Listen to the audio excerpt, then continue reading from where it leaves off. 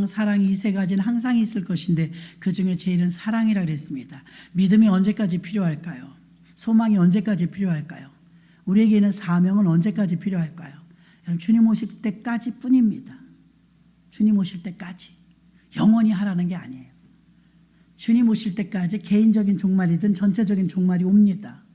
그럼 전체적인 종말이 되었든 개인적인 종말이 되었든 우리 사명은요, 죽어도 하는 게 아니에요. 우리의 사명은 하나님이 부르실 때까지, 아니면 주님이 오실 때까지. 그때까지는 우리에게 사명을 주셨죠. 마태복음 28장 마지막 절 한번 볼까요? 28장 19절로 20절. 여러분이 한번 읽어봐요. 시작.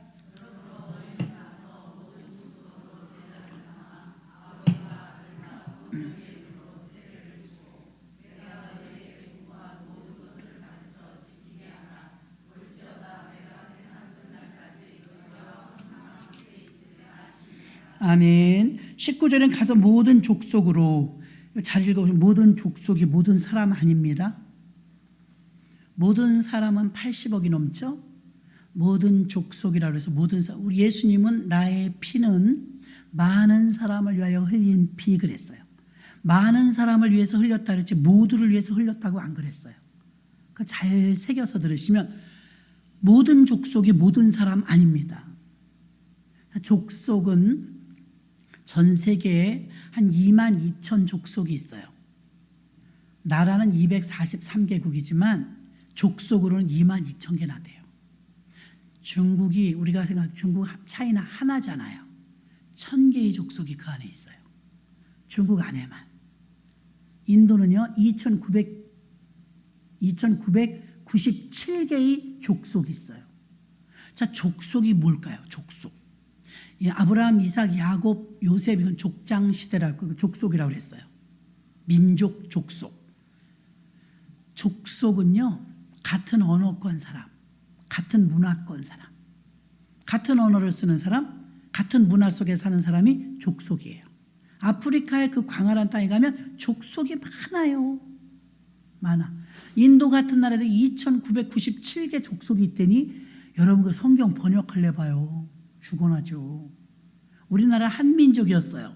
지금은 한민족이 아닙니다. 다민족입니다. 미국은 전 세계에서 어쩌면 가장 많은 민족을 품고 있는지 모르겠습니다. 그런데 이웃 나라인 중국에만 천여 족속이 살고 있어요. 그럼 사명이란 세상 끝날 때까지만 필요한데 우리가 어차피 한 번은 죽는데 정말 우리가 한 번은 죽는 그 생명을 가지고 어디에다 명분을 둬야 가장 귀하고 가치 있을까요? 그것은 사명입니다. 사명. 사명을 위해서 내 생명에 다해질 때 가장 멋진 거예요. 또 이 1000족속과 2997개의 족속 속에 복음을 들고 들어간 선교사님들이 같은 언어권 안에서도 나눠야 될 분야가 생겼어요. 8가지로. 기독교 문화혁명이라고 하는데요. 같은 족속인데도 분야가 다르대요. 우리 전부 교회 다니지만 여러분도 분야가 달라요. 어떤 사람은 운동 쪽을 좋아하고 어떤 사람은 유흥 쪽을 좋아하고 어떤 사람은 예술 쪽을 좋아하고 자기들이 특별히 좀 좋아하는 거 있잖아요. 그때 세분화된단 말입니다. 그 8가지 영역을 제가 적어가지고 나왔는데 교육 파트가 달라요. 그 다음에 경제, 그 다음에 정치, 그 다음에 방송 매스컴, 그 다음에 예술, 그 다음에 종교, 과학기술, 그 다음에 가정. 8가지 영역으로 나뉘는데요. 같은 언어를 쓰고 있고 그들의 문화 속에 들어가도 8가지 기독교 문화를 장착하고 들어가야 된다는 거예요. 장착하고. 제가 오늘 멋진 분을 하나, 예수님은 아니지만 이 땅에 같이 우리가 살았던 분이 얼마나 훌륭한 분인지 여러분에게 한번 소개해 드릴게요. 제가 들으면 저는 배울 때 깜짝 놀랐어요. 이런 사람이 다 있을까? 여러분도 한번 은혜가 되실 줄로 믿습니다. 우리는 제자라는 게 뭘까? 제자, 배우는 자, 본받는 자, 따르는 자가 제자인데, 사도행전의 사도는 아포스톨로스라고 그랬고 보냄받은 자 이런 뜻이에요. 그 제자가 이름 바뀌어서 사도가 된 거예요. 그럼 제자는 배우는 자지만 사도는 보냄을 받은 자, 파송받는 자. 파송의 노래 지금 불렀잖아요. 너의 가는 길에 주의 평강이 있으라 이렇게 찬양했잖아요. 그러면 제자화가 된다, 사도화가 된다는 건 뭐냐면 하나님 나라 정신으로 사는 거예요. 정리를 해드릴게요. 하나님 나라 정신으로 사는 거예요. 여러분 가끔 그렇게 넌 무슨 정신으로 사니 그러잖아요. 정신을 어디다 파는 거야 그러잖아요. 근데 정말 올바른 정신은 하나님 나라 정신으로 사는 거예요. 예수 믿으면서도 하나님 나라 정신이 없어요. 지구본을 보면요, 복음은 계속 서쪽으로 돌아서 한 바퀴를 지금 거의 돌았어요. 서쪽으로. 그런데 바울과 예수님 같이 베드로 같은 이런 초대 사도들이 복음을 첫 번째는요, 해안 도시로 갔어요. 해안 도시 갔다가 그 다음에 내지로 들어가요. 깊이 육지로. 그러니까 해안부터 돌았습니다. 해변가 아니면 강가. 그 주변에 빌립보, 가이사랴 다 강가입니다. 바닷가고 지중해를 끼고 홍해를 끼고 갈릴리를 끼고 일단 해안가부터 복음을 전했다. 그게 좀 길 찾기가 쉬웠나 봐요. 어쨌든 복음이 해안가부터 가서 한 바퀴를 돌았어요, 지구를. 그리고 종족, 그 영역 안으로 깊이 들어왔습니다. 예수님의 심장을 가서 오늘 우리가 읽었던 이사야 54장 1절로 3절인데 2절부터 3절을 여러분이 한 번 더 읽어볼게요. 이사야 54장 2절, 3절 시작.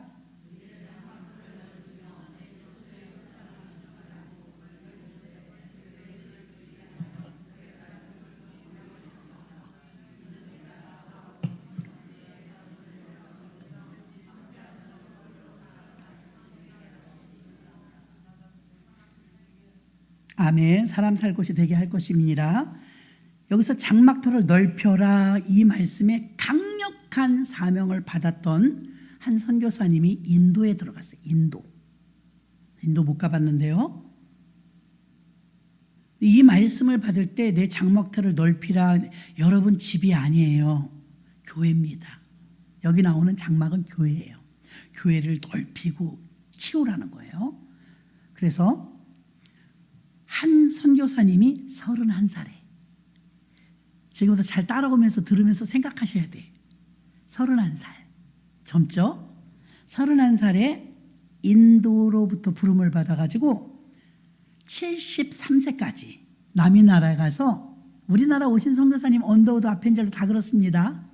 근데 이분은 인도로 간 거예요. 침례교 목사님이십니다. 인도로 가는데 31살에 가서 73세까지 42년 동안 죽을 때까지 거기서 묻혔어요. 자기네 나라는 신사나라 아니에요? 인도는 거기에 비하면 미개한 나라죠. 거기 들어갔어요. 인도에 자기의 인생을 바치며 인도 전체를 변화시키는 인물이 되는데 이 한 사람의 영향력이요, 이야, 진짜 대단해요. 인도를 뒤집어놔요. 어떻게 뒤집어날 제가 설명해, 기가 막힙니다. 이 한 사람이 31살 청년이, 우리 같으면 31살이 뭐라고 우리 인생을 지도해주면 들을 것 같아요? 너나 잘하라고 그러지? 네가 뭐 인생을 얼마나 살아서 아냐고 그러지? 근데 31살짜리가 인도에 들어가서 엄청난 일들을 합니다. 한번 들어보세요. 12가지를 개혁을 일으켰어요. 본국 사람도 아니고 외국인인데 복음을 들고 들어갔습니다. 하나님께서 강하게 오늘 본문에 말씀, 내 장막터를 넓히라, 이게 강하게 왔대요. 어디로요? 하나님 인도를 가라는 마음이 오더래요. 인도. 이 사람은 그러기 이전에는 평범한 사람이었어요. 제가 지난번도 계속 평범한 사람 얘기해 주죠. 평범했어요. 더 기가 막힌 건 평범보다 못하다고, 구두집 수선공이었어요. 직업이 구두집 수선공. 트럭기사 얘기해 드렸죠? 그냥 보통 사람 얘기하는 거예요. 그냥 우리 주변에 있는 사람. 구두 입는 사람이었어. 부디도 구두 입는 사람이었어요. 부디도. 구두집에서 수선공이었는데 이제 부름을 받은 거예요. 하나님께. 신학 공부를 한 거죠. 그리고 이제 단계마다 이제 과정을 다 거쳤는데 결국 목사 안수 받았는데 하나님이 인도를 가라는 거예요. 인도. 근데 인도가 첫 번째. 자신의 운명에 순종하면서 하나님 앞에 아멘하고 도착했는데 세상에 이 미개한 나라를 갔더니 사람들이 거지가 들끓더래요. 그렇게 가난하더래요. 거지가 들끓고 있는데 그렇게 가난한데 더 그렇게 가난할 수밖에 없는 건 열심히 안 살더래요. 가난하면 열심히 살아야 되잖아요. 다 뒹굴고 노는데 그들은 점성술을 맹신할 정도로 믿는데 점성술을 믿으면서 운명론에 빠져있기 때문에 내가 아무리 열심히 해도 나는 원래 안 돼. 또 소극적이고 수동적일 수밖에 없는 것이 자기 운명은 결정됐다고 믿는 거예요. 점성술에 의해서. 점쟁이 말만 듣는 거예요. 그러니까 자기의 가치관을 개혁할 만한 생각도 못하고 생각조차 못해요.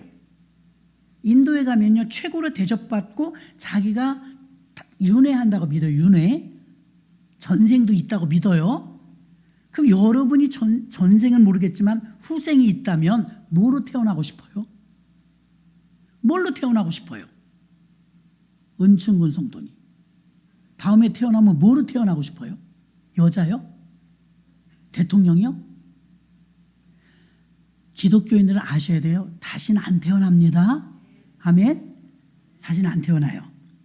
근데 이 인도 사람들은요 전부 하나같이 소로 태어나고 싶대. 소. 사람이 낫지 왜 소로 태어나요? 소가 우상이잖아요. 소 지나가면 아무리 오래 걸려도 출근 시간 기다려야 돼. 소는 이미 지나갈 때까지. 그래서 모든 국민은요 소로 태어나고 싶은 소망을 갖고 살아요. 우린 천국 갈 소망을 갖고 사는데 아니 목사님이 가서 보니 얼마나 기가 막혀 우매하고 열심히 안 사는 이유가 운명이 정해졌다는 거예요. 열심히 한다고 더 잘 사는 게 아니래요. 그러면 안 하겠더라고요. 진짜 소망이 없어요.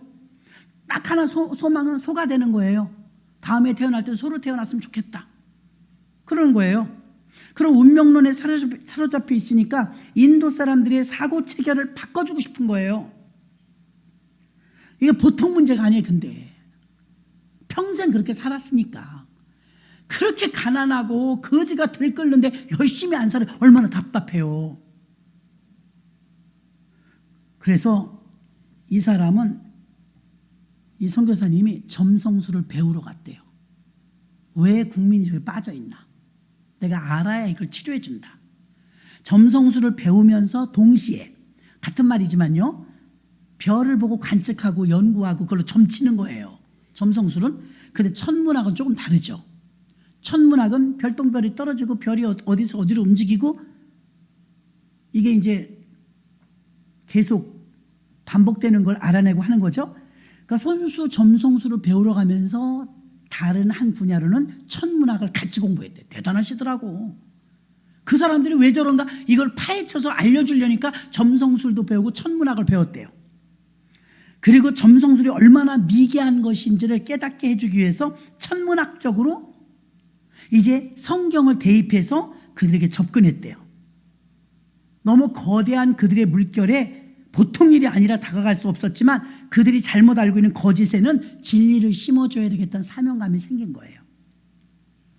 하나님의 자녀의 형상이므로 형상이라는 것을 새롭게 심어주면서 우리는 개척 정신을 가지고 경작하고 개척하고 다스리라고 창세기에 말씀하셨으니까 운명대로 사는 게 아니고 개척해야 된다고 열변을 토하기 시작하면서 그들의 근간이 되고 있는 가치 체계를 바꾸기 시작했어요. 긴 싸움입니다. 두 번째, 운명론을 폐기했다는 것입니다. 두 번째는 그렇게 가난하고 거지가 들끓는데 더 가난한 이유를 왜 그렇게 못 사나고 봤더니 지독한 가난 속에서도 다 고리대금이 막 성행을 하고 있어갖고 이자를 그렇게 비싼 돈을 쓰고 있더래요. 전 국민이 고리대금이 막 성행하고 있으면서 평생 원금은 죽어도 못 갚고 이자만 갚는 구조로 돼 있더래요.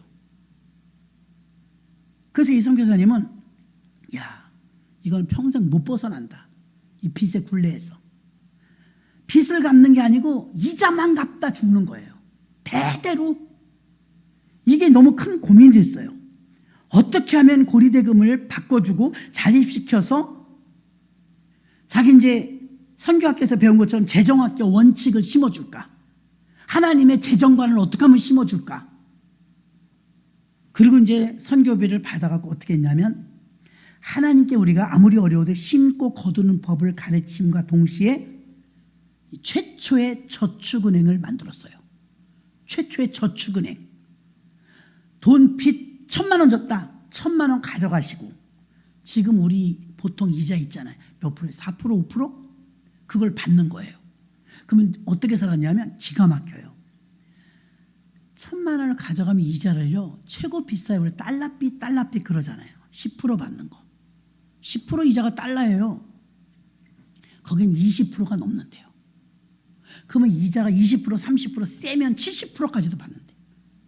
그럼 여러분 원금보다 이자가 70%면 죽어도 못 갚습니다. 그래서 돈을 빌려주고 원금, 이자 동시상환으로 그들의 수입에 맞춰서 교회에서 빌려준 거예요. 그러니까 원래 다음 달 이자 낼 돈을 가지고 저축은행으로 바꿔 탔더니 교회에서 이제 따로 운영하는 은행이요. 지금의 저축은행이에요. 그걸 만들었더니 매달 내던 이자만 가지고도 이자 내고 원금 내는 거예요. 그러니까 한 3년 정도만 버티면 빚을 다 갚는 거예요. 그리고 이자 낼 돈으로 원금과 이자를 갚아나가게 되므로 아주 좋은 이미지가 박히는 금융업이 자리를 잡은 거예요. 저축은행이. 그래서 이 은행에 가면 빈곤 퇴치 운동, 그게 써놓은 거예요. 빈곤 퇴치 운동. 그러니까 도와주러 왔다, 이거 도와주러. 그래갖고 인도의 최초로 만들어진 저축은행이 은행으로서 우량한 금융업으로 자리를 잡았대요. 자, 아까 점성술 천문학, 두 번째는 고리대금에서 벗어나려고 저축은행을 만들어서 세 번째. 가는 데마다 산이 뻘거숭이였대. 우리나라도 그랬었습니다. 북한도 지금 그래요. 산에 있는 나무를 모조리 다 뽑아서 다 땔감으로 떼버리는 거예요. 악순환이죠. 나무를 모조리 갖다가 전부 개인들이 가져가서 불 뗀 거예요. 아궁에다. 하나도 없는 거야. 이제 민둥산이 민둥산. 근데 이게 고질적이면 여름만 되면 비가 오잖아요. 그 홍수가 났다 하면 만성적으로 수재민이 생기는 구조예요. 그러니까 아무리 발버둥을 쳐도 가난을 벗어날 방법이 없는 거예요.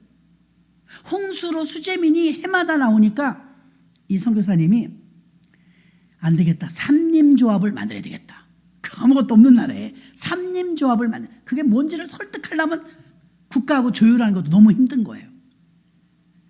설명을 하는 거죠. 이렇게 병들어버린 벌거숭이 산에서는 나무가 자라지 않으면 이건 토사가 내려오기 때문에 비만 오면 만성적으로 홍수를 재난을 만날 수밖에 없다. 나무를 심어야 된다. 나무 심기 운동을 해야 된다. 환경이 보존될 것이고 홍수를 막는 방법은 계몽에서 학교에서도 가르치고 동네에서도 가르쳐서 긴 싸움이었지만 나무가 없는 산에 손수 나무를 심기 시작했어요. 사람들이 저거 언제 자라 그랬죠. 나무를 쉬지 않고 심었어요. 가는 데마다 민둥산인데 세월이 지나니까 숲이 생기기 시작해. 세월이 지나니까 새도 와. 그죠? 민둥산에 새도 와. 꽃도 펴. 그늘이 생겨. 사람들이 몰려와. 당연히 홍수가 왔는데 나무가 뿌리가 깊어지니까 흔들림이 없으니까 어지간한 홍수는 이겨. 여러분 아시잖아요. 그렇죠? 자연이 보존되어서 드디어 그 나라에 산림청을 만들어놨대요. 산림청. 지금도 이어지고 있답니다. 우리나라도 1980년도까지는요. 벌거숭이 산 많았어요. 그런데 당시 일본에는요. 숲이 울창했대요. 우리나라 오면은 민둥산인 거예요. 그래도 그때도 늦었지만 그때라도 우리는 나무 심기 시작했어요. 20년 지나니까 2000년도 되니까 전국이 숲이 우거진 거예요. 지금 2020년에는요. 울창해진 거예요. 우리나라 숲이 굉장히 좋습니다. 20년만 지나면 민둥산도 숲이 되는 거예요. 그래갖고 인도에 나무 심기 시작하면서 산에 숲이 생기니까 시냇물이 흐르고 짐승이 오고 꽃이 피니까 사람들이 막 힐링이 되잖아요. 그래서 산림청을 만들었대요. 자, 기억하세요. 산림청을 만들었어요. 한 사람이 한 일이에요. 그 다음에 네 번째 보니까 이 나라에 가보니까 나라가 흑백 나라들이에요. 흑백 나라. 잿빛처럼. 왜 그러느냐? 산이고 들이고 풀도 없죠. 꽃도 없죠. 삭막한 거예요. 분명히 사막은 아닌데 아무것도 없는 거예요. 먹고 살기 힘드니까. 그래서 원예 사업을 도입했대요. 원예 사업. 똑똑해야 되겠더라고요. 선교사도. 그래서 원예 사업을 시작하면서 원예 잡지사를 만든 거예요. 국민들한테 이제 꽃 심는 법, 나무 기르는 법, 분재하는 법 알려주느라고 원예 잡지도 만들고 꽃 심기 운동을 펼쳐나갔대요. 꽃 심기. 그래서 원예 농협까지 만들어갖고 화훼 농가를 육성하고 농업을 개혁 운동해서 농사 짓는 법을 가르쳐주고 꽃씨를 나눠주며 꽃을 심는 것을 가르쳐주고 가는 곳마다 꽃 심고 가꾸고 꾸준히 운동해서 펼쳐나갔대요. 그래서 원예 사업 화훼 농가를 만들어버린 거예요. 꽃 하나도 없던 나라에. 그래서 원예 사업을 시작했고요. 원예 잡지를 만들었습니다. 다섯 번째는요. 만성적 교통체증과 교통 문제가 있었답니다. 전기기관차를 타고 다니는데 전기기관차 시대인데 인도에는 전기기관차가 없더래요.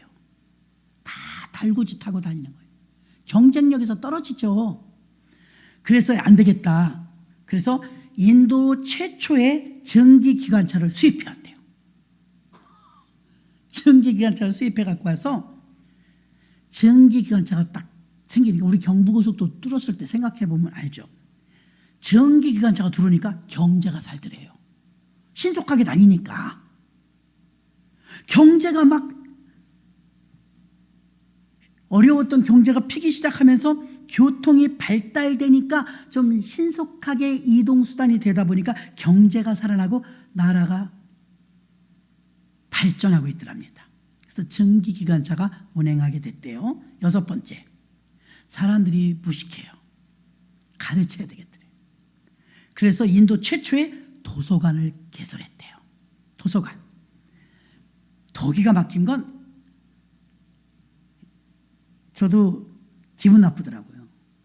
여자는 인간 이하로 알아요. 인도에서는요. 그래서 여자는 학교를 안 보내죠. 그런데 이 선교사님이 여자가 다니는 학교 100개를 세웠어요. 전국에 여학교 100개 100개를 세워서 여성 리더십을 일으키기 위해서 신문과 잡지를 발행하여 지식을 공유하며 보급했고 도서관을 운영하면서 미래 세대를 길러내기 위해서 100개의 여학교를 세워서 인도 안에 여성의 권위를 찾아주기 시작했어요. 여학교 100개와 도서관을 세웠습니다. 일곱 번째. 참 못 사는 나라 이유가 있어요. 바다가 그렇게 있는데 캄보디아는 바다가 없더라고요. 바다가 있으면 미역도 있을 거고 게도 있을 거고 생선이 있을 거 아니에요? 하나도 못 먹고 있더래. 용왕님 노한다고. 바다의 신은 용왕님이라 주인이 용왕이라 우리가 갖다 먹으면 안 된다는 거예요. 그러니 얼마나 답답하겠어요. 그렇게 가난하면서 그렇게 먹을 게 없으면서 바다 무궁무진한데 하나도 안 잡아다 먹는 거예요. 왜 그러니까 주인이 따로 있대. 주인 누구예요? 용왕님. 용왕님 봤어요? 용왕님 없잖아요. 용왕님 거라고 못 갖다 먹는 거예요. 그래서 해양학을 도입했대. 해양학을 도입해서 그들의 무지한 인지를 깨우쳐주는 거예요. 바다의 무궁한 자원은 용왕님을 모시는 제도라서 건들지 않는 게 아니라 하나님께서 우리 사람들의 식탁을 풍성하게 해주시기 위해서 바다에 먹을 많은 창고를 주신 것이니까 감사하면서 갖다 먹으라고 그랬던 거예요. 잡아먹으라고. 배불리 우리 먹으라고 잡아먹으라고 하나님께서 우리에게 바다에다 보물을 주신 거니까 마구 잡아먹으라고. 용왕님 없다고. 아마 돌에 맞아 죽을 뻔했죠. 그리고 막 갖다 먹는 거야. 잡아서. 맛있죠. 배불리 사람들이 먹으니까 흉보면서 슬쩍슬쩍 고기 잡아다 먹는 거 이제. 그래서 해양학을 도입해서 바다의 무궁한 자원을 용왕께 바치는 게 아니라 사람들이 나눠 먹을 수 있도록 해양학을 발전시켜서 이제는 고기를 잡아먹게 됐대요. 8번째, 거기나 여기나 문둥병 환자가 있더래요. 문둥병 환자가 더러더러 있는데 문둥병 환자의 약을 개발할 생각은 안 하고 돌 던질 생각만. 저주받아갖고 문둥병을. 옛날에 천벌이라고 그랬거든요. 천벌.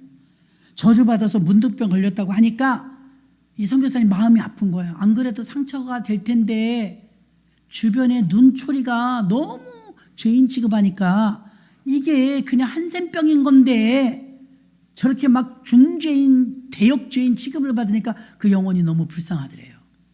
그래서 치료약을 개발했대요. 한센병 치료약. 그리고 이제 계몽을 하기 시작한 거예요. 한센병, 문둥병은 여러분도 질병을 앓는 것처럼 어떤 병이다. 그 병인데 이건 치료도 가능하고 질병이라는 인식을 심어주기 시작했대요. 우리나라도 우리 어렸을 땐요, 장애인들 사람 취급 별로 안 했어요. 정말 입에 담지 못할 말 많이 했어요. 지금은 그런가요? 아이고, 그랬던 잡혀갑니다. 지금 장애인들 인권도 얼마나 높여졌어요. 그만큼 이제 나라가 부강해졌다는 거예요. 근데 문둥병 환자에 대해서 혐오했는데 문둥병도 그냥 우리가 앓고 있는 다른 병처럼 질병이다.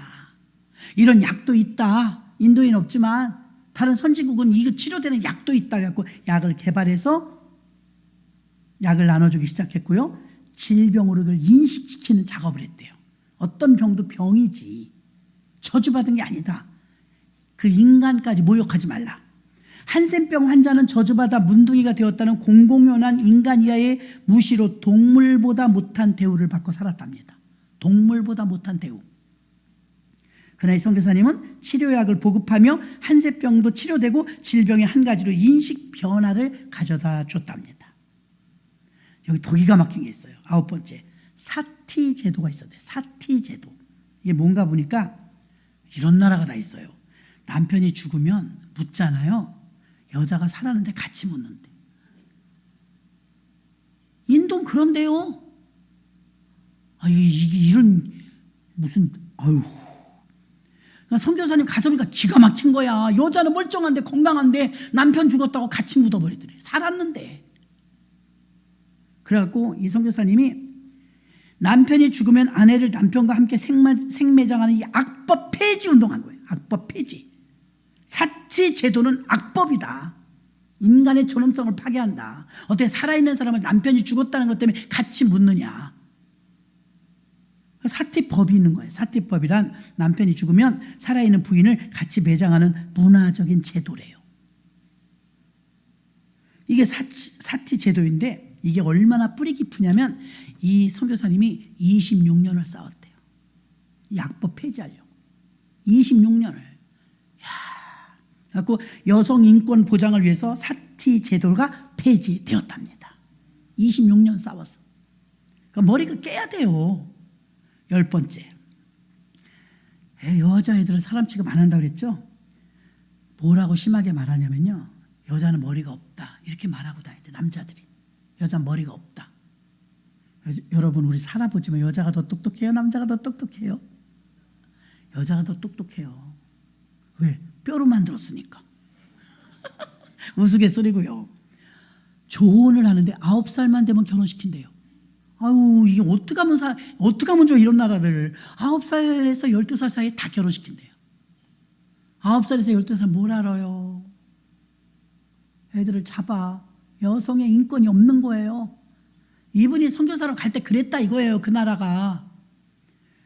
여자는 머리가 없다 이렇게 생각하는 민족이래요. 여자는 그냥 동물처럼 강아지 뭐 하나 더 사오는 것처럼 그렇게 취급한 거예요. 9살부터 시집가고 12살까지 시집 다 가서 살림하고 아이 낳고 평생 남편만 받들고 살도록 돼 있어요. 거기서 안 태어나서 너무 다행이에요. 그래서 이 선교사님은 여성의 인권도 남자와 똑같다고 가르치는데 맞아 죽을 뻔한 거예요. 여자 머리가 없다는데 여자 머리 없어요? 여자 머리가 없대요. 동물 취급하는 거예요. 여자는 머리가 없다고 하는 이 문화 속에서 여자도 학교 보내라고 주장하니까 미쳤다는 거지. 여자 머리도 없는데 학교 왜 보내냐고. 그 여학교를 100개 세우면 학교 보내라 무상이다. 다 무료로 제공하는 거예요. 여성의 인권을 살리기 위해서 조혼금지법을 발의한 거예요. 지금 이 꼬맹이를 어떻게 시집 보내냐. 이게 말이 되는 소리냐. 9살짜리가 시집 가서 그 고생을 하고 사는 거예요. 12살까지. 12살은 늙은 노처녀야. 참나 어이가 없어가지고. 12살이 늙은 노처녀야. 9살부터 이제 팔려가는 거예요. 그래갖고 조혼금지법을 통과시켰어요. 초등학교 졸업할 때까지 결혼 못한다. 잘했죠. 예수님 같겠더라고. 그 나라에선. 11번째, 드디어 성경을 번역하기 시작했어요. 그런데 전 세계에서 인도가 종족이 제일 많은 거예요. 2997족속이더래요. 중국은 1000족속인데 2997개 언어가 있는 거예요.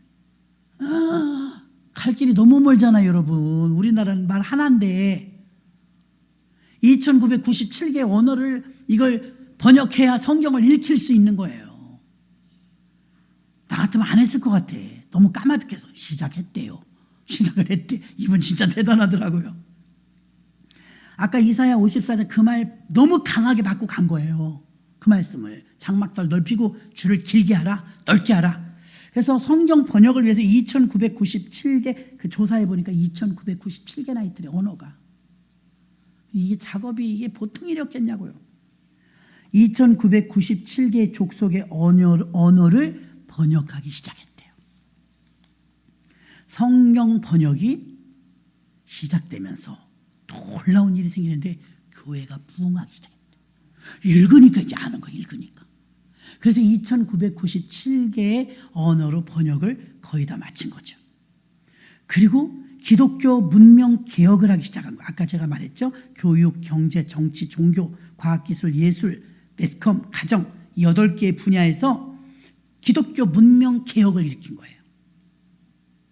오직 성경적 가치관으로. 세상에서 도입한 게 아니에요. 전부 성경에서. 그랬더니 교회가 막 부흥하기 시작하는 거예요. 교회 부흥과 더불어서 기독교 문명 개혁을 하다 보니까 교회가 부흥하니까 여러분 성경적 가치관으로 이 원리에 의해서 성령의 능력으로 가능했다고 본인이 말한 성령의 능력으로 가능했죠. 물론 교회가 부흥하니까 이제 탄력을 받는 거예요. 주의 사역이. 일꾼도 많이 생기고 이제 파트를 나눠서 일을 해줄 수 있는 사람들이 생긴 거예요. 혼자 있었는데. 마지막 12번째. 성경을 번역했고요. 12번째는 교회를 개척했어요. 교회. 이제 교회를 세우는 거예요. 다 교회 세우는 거예요. 이제. 동네마다 교회 세우는 거예요. 그 전도 다닌 거예요. 성경 번역이 되자 성경이 번역된 책을 들고 학교를 세웠어요. 그 인재 양성을 시켰고 교회를 많이 개척했어요. 이 한 사람이 인도의 문명을 바꾼 사람이 기독교 문명 개혁 운동의 선구주자이며 인도는 힌두교 국가입니다. 힌두교 국가. 근데 힌두교 국가에서 기독교인 침례교 목사님 하나가 들어가서 이 모든 이 12가지의 사건이 한 가지만 가도 평생 하기 힘든 이 일을 윌리엄 캐리라는 목사님이, 침례교 목사님, 구두 수선공이었던 사람이 혼자 이룬 거예요. 혼자. 그래서 인도에 있어서는 문명의 개척자, 기독교 선구자의 아버지, 별명이 많더라고 이분이. 인터넷만 쳐도 나와요. 그래서 윌리엄 캐리라는 이름을 가지고 있습니다. 윌리엄 캐리. 이분은 인도의 아버지입니다. 인도의 아버지가 되어서 문명을 발달시킨 거예요. 고리대금을 없애고요. 조혼을 없애고요. 사티제도, 사티, 세상에 살아있는 사람을 같이 묻어. 이런 이상한 나라가 다 있어요. 그런데 이 윌리엄 캐리 목사님의 처음 불붙은 것은 오늘 읽은 말씀. 이사야 54장 2절 3절. 내 장막터를 넓히며 줄을 길게 하여 아낌없이 정복하고 다스리라는 거 아닙니까? 보십시오. 내 장막터를 넓히며 내 처소의 휘장을 아끼지 말며 널리 펴되 너의 줄을 길게 하고 너의 말뚝을 견고히 할지어다. 이 말씀이 들어와 가지고 인도를 가게 됐는데 저 말씀 붙들고 평생을 42년을 단 42년 만에 이걸 다 이룬 거예요. 대통령도 못할 일을 한 거예요. 우리의 기도와 우리의 시야는 너무 좁지 않은가요? 하나님 크신데 늘 자기 문제만 바라보고 이래서 안 돼, 저래서 안 돼. 우리는 그럴 때가 많죠. 주님이 말씀하시면 그 말씀에 순종하여 그 순종하는 사람에게 주님이 역사하셔서 힘 주시고 능력 주시면 윌리엄 캐리 같은 일이 나오는 줄로 믿습니다. 그 윌리엄 캐리 목사님 같은 이 선교사님 같은 이런 일들이 이 땅에 많이 일어나기를 하나님 원하실 것입니다. 왜? 하나님의 창조의 능력을 가지고 계시기 때문에 하나님의 형상대로 지음받은 우리는 정복하고 다스리기 분명히 가능하거든요. 도전할 생각을 못해. 엄두를 못 내죠. 하나님은 이런 윌리엄 캐리와 같은 사람들이 전 세계에서 우유죽순처럼 일어나기를 원할 거예요. 얼마나 속이 터지겠어요. 내가 다 해줄 수 있는데 하나님이 이걸 감당할 믿음 있는 사람이 없구나. 그러지 않겠습니까? 이제 이런 다음 세대들이 일어나기를 우리는 기도해야 됩니다. 윌리엄 캐리와 같이 31살의 열정적인 그 나이에 전 세계를 품고 인도에 가서 인도 전체 혁명을 일으켜서 42년 동안 거기에 자기 목숨을 바치고 자기는 사명을 위해서 죽는 게 가장 값지다는 거예요. 윌리엄 캐리와 같은 말씀을 생각으로 받는 게 아니라 심장으로 받아 위대한 일을 시도하며 땅끝까지 변화를 주는 삶을 살아냈습니다. 아는 거 아닙니다. 살아냈습니다. 윌리엄 캐리는 구두가게 점원 출신이었고 영국 사람으로서 침례교 목사님이십니다. 그는 인도의 힌두권 선교의 아버지로서 45년여간을 그 땅에 살면서 인도의 발전을 무궁하게 이끌었으며 인도를 평생 섬겼습니다. 우리 모두는 윌리엄 캐리 목사님과 같이 모두가 리더이고 사역자이며 하나님은 우리가 이 문화 속에 굴복하지 않고 문화 속에 창조적인 하나님의 가치관을 정착시키는 그 일들을 해내기를 원하십니다. 어떤 사람은 태국에 대해서 가슴에 품을 때가, 어떤 사람은 몽골에 대해서, 어떤 사람은 터키에 대해서 자기들이 품는 게 있죠. 저는 몽골에 그러면 이용규 선교사님 그 간증을 들었을 때 잊지 못해요. 여러분 그 유명한 책 있죠. 내려놓음. 얇아요. 하나 사서 보세요. 내려놓음. 하버드대 박사학위 받아갖고 한국에 와서 인류대학 강의하려고 다 조인돼 있는데 하나님이 몽골로 가래. 뭐만 하려고 그러면 거기 소 많잖아요. 계속 몽골 소가 울더래. 분명히 몽골 소인데 그러면 빨리 와 이렇게 들린대. 빨리 와. 괴롭더래요. 부모면 그래요, 여러분. 그래서 하나님께 따졌대잖아. 몽골도 가난하고 그러잖아요. 못 배우고. 하나님, 몽골 같은 데를 보내시려면 딴 사람을 보내시지. 나 왜 하버드 대를 보냈습니까? 하버드 대학 갈 필요 없잖아요. 몽골 갈 거면. 중학교만 나와도 되겠네요. 속상해서 이제 막 퍼버댄 거 하나님께. 나 공부하느라고 죽을 뻔했는데 수십 년을. 박사학위 받아서 이제는 대학 강단에서 젊은 인재들 키워내려고 그랬는데 하나님 왜 나한테 몽골 가라고 그럽니까? 몽골의 교회 그렇게 할 사람이 없습니까? 막 따진 거예요. 근데 하나님이 자상하게 말 안 해. 몽골 그러는 거예요. 그 몽골을 또 갔대요. 몽골을 갔는데 자기 집사람이 먼저 집 알아보러 갔어요. 이제 한국 거 정리해갖고. 그동안 아빠 떨어져 살았지, 몽골 가니까 엄마 떨어졌지, 자기 아들이 아빠한테 매미처럼 매달려서 안 내려온다는 거예요. 또 엄마 아빠 없어질까봐.